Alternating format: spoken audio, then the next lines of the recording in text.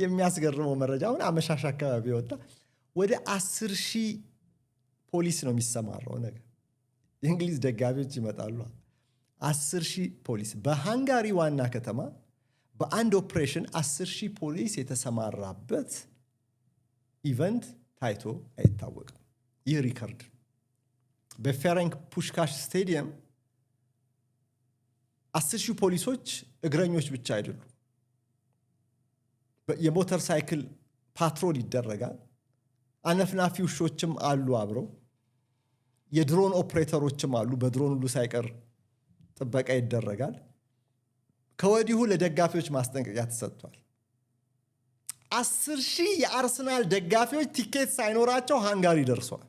10,000 ይፋ የሆነው መረጃ የሚያሳየው የተሰጣቸው ቲኬት 17,000 ገደማ ነው ለአርሰናል፣ 17,000 ለፔጂ። ኮታቸው 17,000 ነው። 17,000 ለእድለኞች ተሽጧል። ክለቡ ራሱ በራሱ መመዘኛ በቅደም ተከተል ደንበኛ ለሚላቸው ታማኝ ደጋፊዎቹ ሸጧል። እነዚህኞቹ ቲኬት የላቸውም። የመጡት ዝም ብለው ነው። ስቴዲየሙ አካባቢ በቃ ድባቡ እንደው ለማሽተት ነው።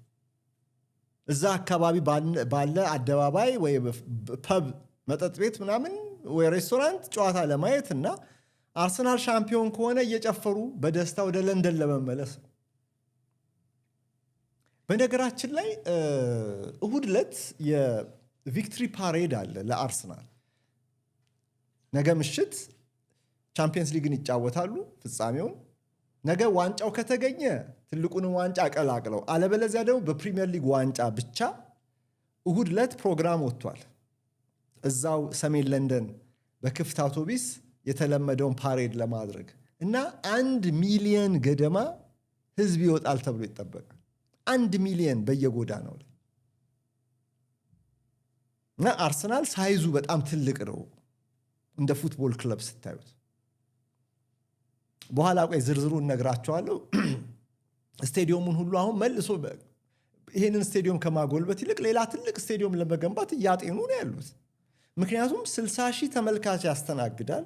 አዌ ደጋፊዎች የተወሰነውን የስቴዲየሙን ክፍል 3,000 5,000 ቢሆን ይይዛሉ በየጨዋታው። ለእንግዳ ደጋፊዎች የሚሸጥ ነው። 60,000 ተመልካች ያስተናግዳል ይባል እንጂ ኤምሬትስ 60,000 የአርሰናል ደጋፊዎች አይደሉም። እና ዌይቲንግ ሊስቱ ወደ 100,000 ገደማ ይጠጋል። ወደ 10 ዓመት አካባቢ ጠብቀዋል እንግዲህ ያ